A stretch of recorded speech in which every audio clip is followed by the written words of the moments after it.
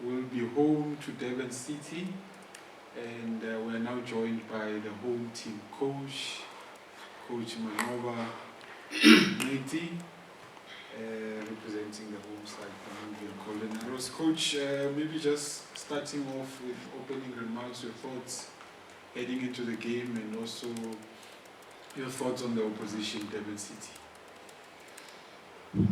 Good afternoon, everyone. I think it's going to be a very, very tough and interesting match for the spectators, because both teams have got some exciting players that I'm sure will give their best. It's a derby, and everybody is so keen on going through to the semi-final. The opponents have done quite well. From the time of Gavin, I think they've done well. Tiamba Patela also, they did very well. And I think Pizzo is also doing a tremendous work with that team. So I'm very sure it's not going to be an easy assignment. And they've got a very dynamic attack in Mokoena, Makawana, and Maseko. And even Jocelyn Kamatuka sometimes starts. So it's a very interesting game, which poses a serious threat to both teams, because we played a draw in the league. So I think this time around we are forced to have a winner. So we will take it from there, but I can tell you it's not going to be an easy match for any of the two. All right, we've got a roving microphone. I'll take the first question. Let's go to Robin Juk. I'll be adjusting the coach's mic in the meantime.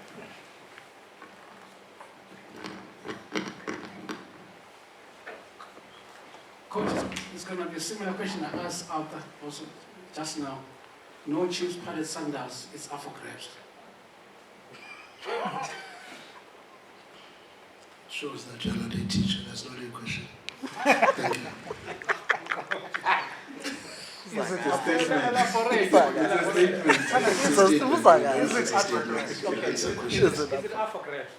Is it up for grabs?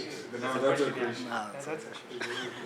Any cup competition, it's always up for grabs. I never look at it from a perspective of the big ones are there or not, because sometimes the big ones are the ones that are even easier and less stress as compared to what people think you are entitled to win, because these teams that are taken for granted, usually that's where you have to put a lot of thorough planning in making sure that you overcome. But with the more bigger and more illustrious opponents, you know there is also an element of intrinsic motivation from the players, and you don't have to motivate that much for them to deliver an A game. Right, where's the mic? Okay, Ayanda, you can go. Hi Coach, Ayanda Yusuf from Kagasi FM. Coach, I know you are one coach that really prides yourself in analyzing the opposition, looking at what they're doing. I mean, Durban City is a team that has been unstable in terms of coaching changes happening throughout the season, but they've been able to maintain a high standard of performance. They're in the top 4 in the league as we speak. So what would you, I know you touched on it a little bit in your opening remarks, but what would you attribute that success to? What do you think they're getting right this season? No, man, they've had a very good pre-season preparation with Gavin. I must give that, because I played, I think, 2 or 3 matches with them in the pre-season, and I also think they recruited quite well. The players that are playing currently, they've got a good mix of senior players and youngsters, and the ones they came with from NFD are looking very strong. In Maseko, I think it's been very powerful for them. I think Keys has been very instrumental for them. I think Nanana has also been very good to them. And the acquisitions of Terence Mashego, the Bochen Pools, the Jugens, Carl Jugens, Domingo, Kamatuga was there even last season. So Mkwena was also there. So in my opinion, they have a very good mix of players that have played in the NFT and in the PSL. And that's why maybe they had a very good head start as compared to other teams that would predominantly rely on players that are coming from lower ranks. But the truth is, I think they recruited well. Even Darren has done a lot of good work for them. Okay, Lusanda and then Netemba. Afternoon, Coach. Lusanda from Sakala Doma. Obviously, you mentioned actually throughout this tournament that it's important for KZN teams to go far in this competition. Now that there's 4 out of the 8, how good is that? How good of a reflection is that on the KZN team's progress from last year? No, man, I think it's what, as the KZN people, we should pride ourselves with. Because, honestly speaking, it's very rare that in cup competitions you would have so many KZN teams at this stage of the competition, which even leaves an opportunity that there is a very big chance, even in the last 4, there is a very big chance of having 2, if not 3. But the reality is, it's very nice for us as the people from the province, because I've always believed that the numbers in the province will always help in enhancing our chances to achieve more, not necessarily in cup competitions, but also in the league. And if you look at where Amazulu are in the league, you look at where Durban City is in the league, already that speaks volumes. Richards Bay is just on the door of the top 8. We are still down there, but we'll be finishing in the top 8 as well. So it's very interesting. Netemba. Hi, Coach. Netemba from the district.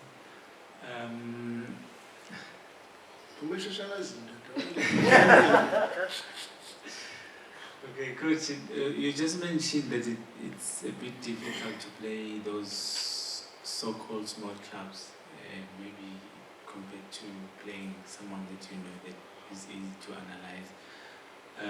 Current knockout, you were eliminated by Maromo Gallants in the semi-final, where perhaps you thought it's an opportunity for you guys to go to the final and perhaps make history.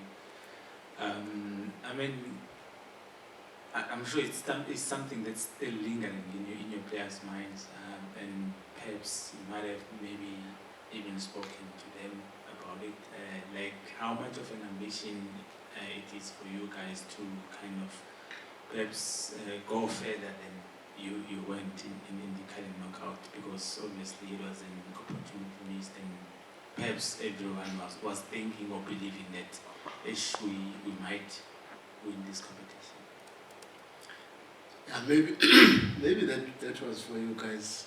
We never really looked ahead of ourselves, because it was a surprise from the beginning that we could go that far. Because at that stage, I only wanted to make sure that we tried to win a football match all the time we play. And if we happen to progress to the next round, it is only fair. But the reality is, at that stage, I was not even anticipating to see the team in the semi-final of the Cup, because I thought it was still in the early stages of the season, and the team was not yet where I thought we can be. And surprisingly, we went all the way. And I think we were also a little bit unfortunate not to go through. I think the game we played midweek against Pirates maybe played a big role in killing our momentum, in as much as I think we created a lot of chances. We pushed the game into extra time, and even in extra time we kept them in their back foot. Unfortunately, if it's not ordained by God, it's not ordained by God, because I think in that game the young team or the young boys really gave a good account of themselves, and they were unfortunate not to make it to the final, and maybe God only wanted them to go to the final of the Nedbank, which might really help in their growth. What do you think? Kulego. Sawubona Mqhithi. Mqhithi, ukhuluma nge-growth. After phuma kwi so-called Big Three, kwaba nalawo ma-statements enziwa ama-analyst ama-football fans ukuthi maybe i-sponsor singalimala ngokuthi awasekho ama-team aletha inamba kuma-stadiums. Mhlambe njengoba senela kuma-quarter final, i-statement esinjalo njengomqeqeshi sithini kuwe nangamaqembu asele nokuthi mhlambe how important it is to change the narrative using this tournament ukuthi mhlambe ni go all the way so that you can be respected by abantu ababuka ibhola ngokwama-sponsors.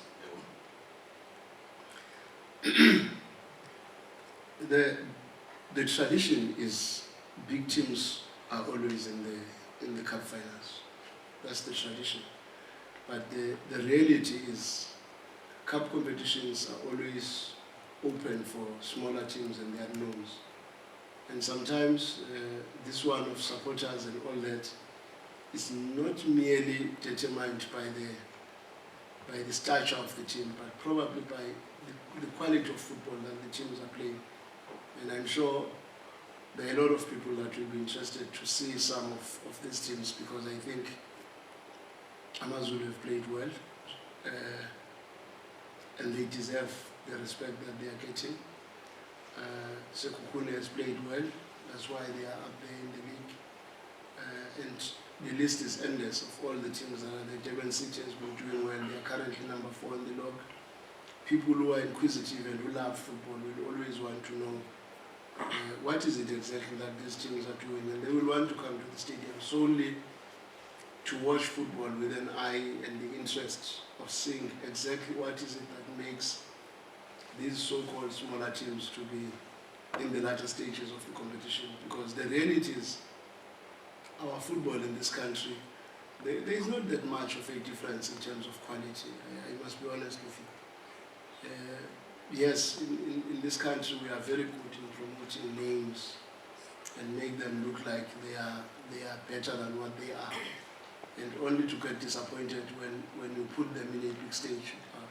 We thought this player is what we thought he is, because this country, I also wish I had a social media, because I think when you've got a nice social media account and you post things there, you end up being regarded as a powerful footballer. But in reality, the football side of things, I think there are so many players that are playing for smaller teams that are more interesting than players that are playing for the traditionally big teams.